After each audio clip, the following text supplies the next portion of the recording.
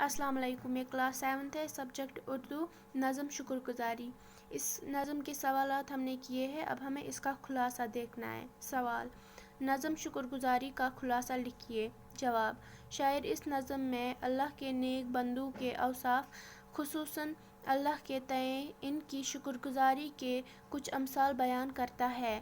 جیسے شاعر کہتا ہے کہ جس طرح پیڑ کی شاخیں پیڑ کے جڑ سے پانی جذب کرنے کے بعد تر و تازہ ہو کر یہ پانی واپس کر دیتی ہیں، جیسے سمندر کا پانی بادل بن کر بارش کے قطروں کی شکل میں واپس دریاؤں کے ذریعے واپس انہی سمندروں میں جا پہنچتا ہے، ایسے ہی ایک شکر گزار بندے کا دل ہوتا ہے۔